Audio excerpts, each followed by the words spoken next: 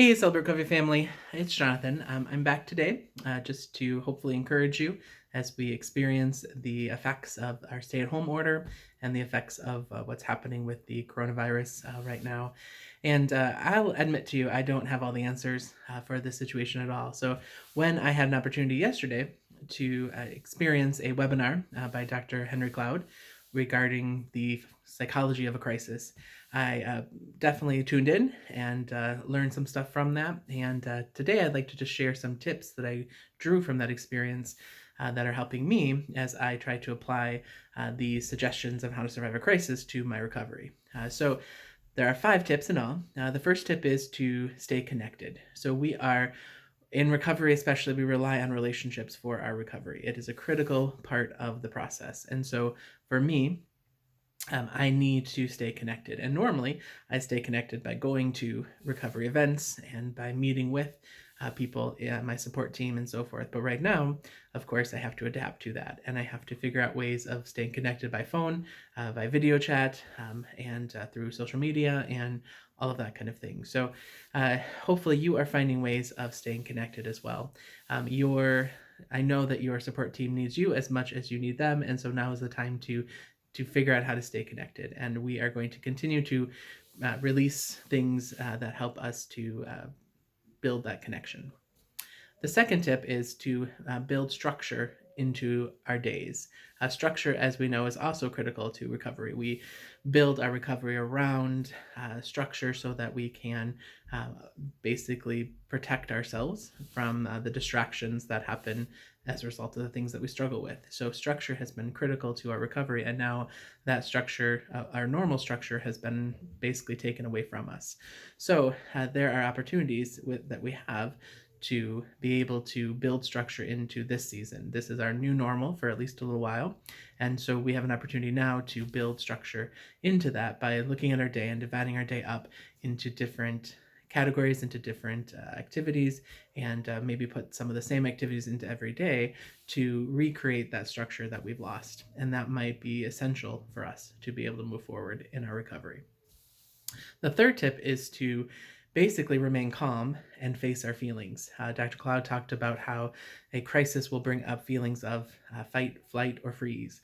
So we are instinctively going to react in a moment of crisis to either basically respond by fighting the reality, respond by running from the reality, or just freezing in our tracks and doing nothing. And we know that none of these solutions are going to be effective in our recovery at this time.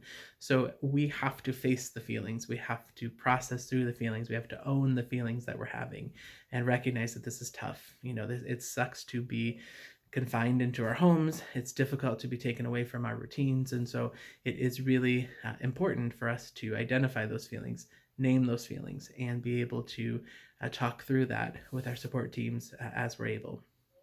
The fourth tip here is basically around control. I'm specifically a control freak. I don't know about you, but I like to be in control and I like to feel like I know what's happening next. And right now I have none of those abilities. So what I learned was basically the one part of control we still can have is self-control. So we can focus our energy on what we can control regarding ourselves, our responses, our attitude about the situation. We can really dive deeper into our self control to be able to weather the circumstances that we can't control. The fifth and final tip is to accomplish something.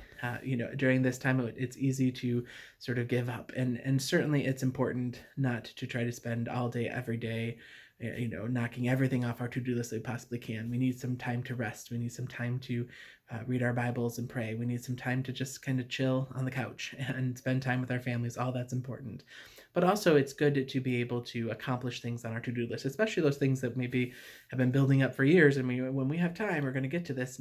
So some of us have time. So if that's you, spend that time, at least part of that time, accomplishing something, because it will really fulfill our need to feel like we have achieved something, which we're wired to do.